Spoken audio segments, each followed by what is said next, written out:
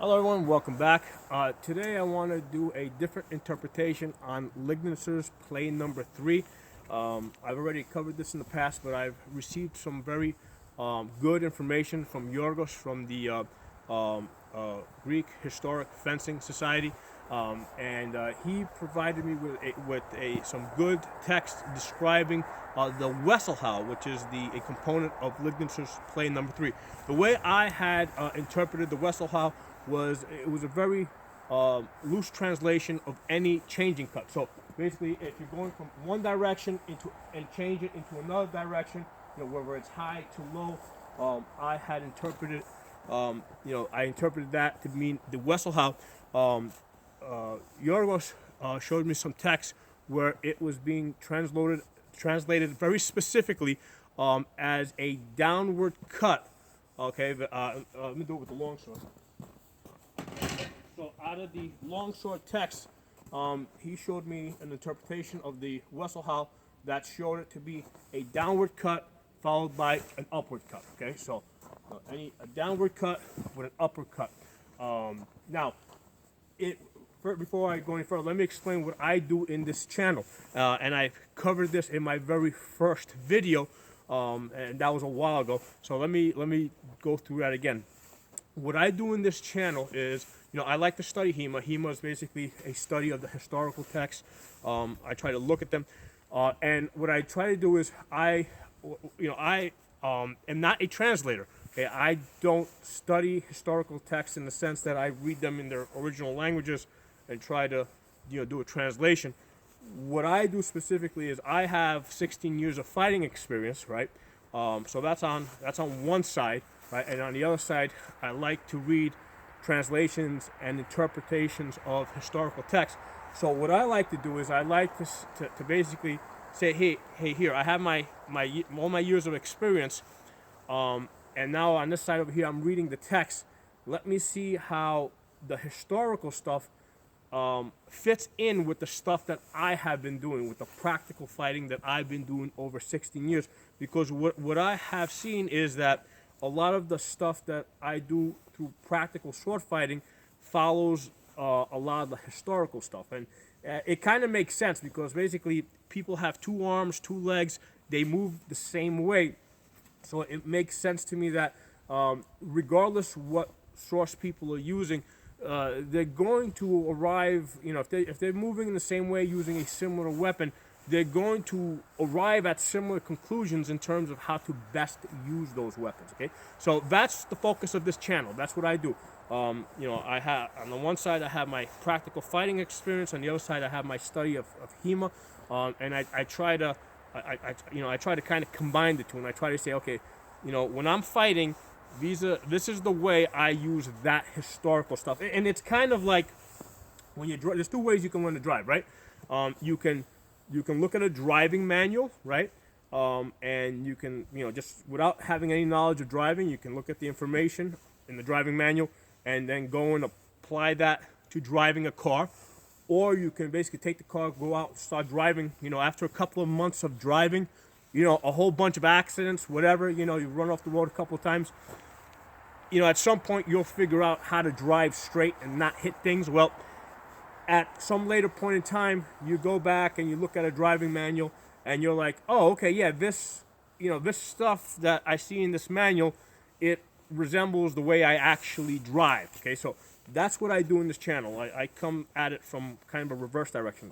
I've been fighting for a long time, and now I want to apply the stuff that's in the manuals to a way that I already know how to fight and see how the two kind of fit in. So, it's hema, but it's like approaching it from a different direction. Okay, so with the Wechselhau, the way it's just, I've seen people do it mainly holding the sword here, cutting down, cutting up. In practical fighting with a two-handed sword, the way I've always done it is when I cut down, I use the push-pull of the lever. So I'll cut down, cut back up, right? And usually if I'm cutting back up, it is usually in a defensive nature. So if I cut down, usually there'll be an incoming blow. I'll usually come up to catch the blow. Okay, so when I use this Wechselhau with a two-handed sword, it's usually in a defensive nature in the sense that I've cut down and I'm coming back up. Okay, so that's how I use it. Now, in Lignitzer's play number 3, he seems to be using it offensively. Okay, so he's using it not in a defensive manner. So let me put this sword down. Because in the play, you know, he basically says from the Wechselhau, right? So he wants you to cut down, and then it says from there, strike the left side of his head. So that would imply an upward cut, right? Then a wind with a thrust to the face, and then he says cut the leg. Okay, so I think that is the conventional interpretation, right? That most people would have, right? He says from the Wechselhau, so you cut down, right? Then you make a straight upward cut, thrust in, cut the leg. Okay, quick. Now, from my personal fighting experience, okay, what I have found, especially with a single-handed sword and a buckler, if you cut down, okay, you're usually going to get hit in the head. Okay, if you bring your blade that far down. So basically, I think you have to come to the long point. So from here to come up here, I mean, yes, you can do it. Now, practically speaking, I don't think that accomplishes a whole lot, because the purpose of this Wechselhau is to be deceptive, to change quickly so that you deceive the other person. Okay, so with a one-handed sword, okay, cutting down and then just raising your arm up to cut up, I don't think it's going to accomplish that. But there's a way that I have practiced it, and I have seen other people practice this very successfully. That works and still follows those instructions that we see in Lignitzer. Okay, so with Lignitzer, he says basically, do from the Wechselhau, so he's cutting down, right? So what I've done, I've still made that cut, but what I've done is I've wrapped it around my hip. Okay, so and I've got my buckler up here for defense, right? So that's blocking. Now, obviously, you have to manage your range, okay? Because you have to do this from a distance where you're not going to get hit in the head. So managing your range, you cut down, wrap it around your hip, step up, and strike. So to me, that seems to serve a purpose. The purpose being that, yes, it is deceptive, right? But it's also quick enough to be effective. So as you come over here, because at this, I'm still relatively out of range here. Then from here, as I step in, I strike, okay? And then from this position, I can wind up, thrust, cut to the leg. But let's focus a little bit on the Wechselhau and how I'm doing this and what it's accomplishing. Because what I'm doing is, as I'm coming around, I'm wrapping it around here, all right? From this position, and this really resembles the first guard, right? I'm coming into the first guard. So as I'm coming around here, I'm bringing it to the first guard, and then I'm whipping my hip, hitting with the back edge. Now, as I'm hitting with the back edge, okay, by whipping the hip, I'm giving it enough speed, but by coming with the back edge, I'm also basically turning because with the back edge, you can see how I can really get behind that blade. So this is covering me, this is my defense here. This is something that I have learned as the reverse wrap, okay? This is a reverse wrap. It's wrapping around. Normally when we think of a wrap or a Wechselhau, you're wrapping around this side, okay? Well, this is wrapping around that side. And you can see how as I come around, flip it, you can see how that has the ability to come all the way around. So the Wechselhau, as I'm reading it now, is accomplishing what I have experienced or what I have practiced in fighting as a reverse wrap. Okay, so from here, step around, right, and you can see how it can strike with some significant damage because I'm putting my hip into it. What I'm not doing, okay, I'm not lifting my blade up and simply striking with the back edge. Okay, what I'm doing is from here, I'm giving the blade speed. And I'm using the centripetal force of the blade. So by whipping the sword around here, right, all the power is generated from down here. So at the point that the blade comes over here, I'm just letting it go. Okay, if I were to let go of the sword, I mean, it would fly up there into the trees, right? So from here, I'm able to make that cut with some authority, right, and some speed. Okay, so this seems to really fall into line with a lot of the other stuff, because basically you're coming into that first guard, right? So from that first guard, so from here, I strike down, all right? I come into this guard, right? And then as I step, I can turn it in, and you really don't, you know, the reason why I'm saying step is because you kind of have to be out of range a little bit if you're going to be in this position here, so you don't get hit, because obviously this is not offering a lot of defense. So if I'm going to do this, I'm going to do it from out of range, then step in, turn it, do my wind, cut to the leg, okay? Now, Lignitzer says do it on both sides,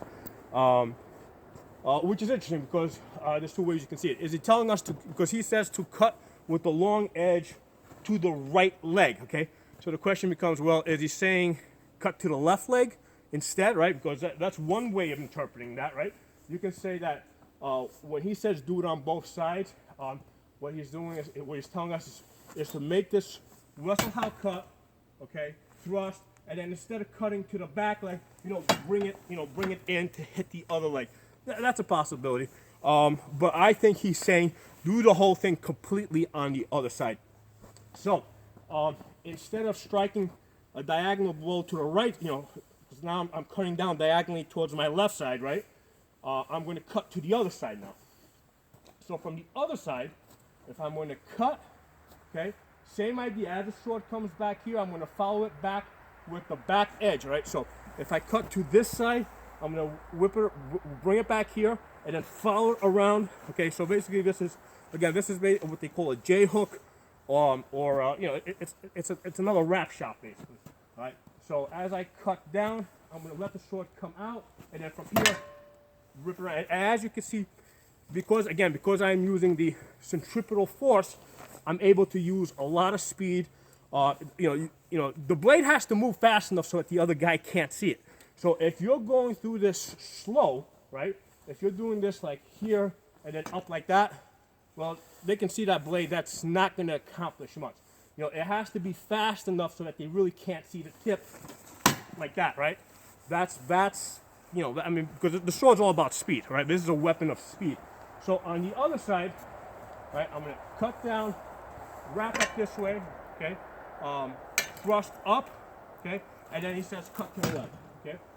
So again, as I'm cutting to the leg, obviously I'm using my buckler to cover my head. Let me do the cut on this side just so that you can see the sword action. So as I cut down, I bring the sword up here, and then from there, again, I'm using my hips. I'm basically, and the sword doesn't come out here, right? So when I make this cut, as I cut down, the sword is not coming out here and turning.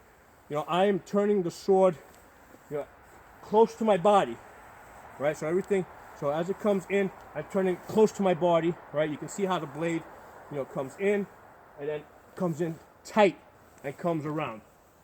So when he says do it in reverse, this is my interpretation. Come in, wrap it around there, do your thrust, cut to the leg. Okay, so let me put this down. So I think this is really interesting. I think this Wechselhau adds a very interesting dimension to historical fighting. Okay, so because it adds deception. It's all about deception here. And to me, all advanced fighting is about deception.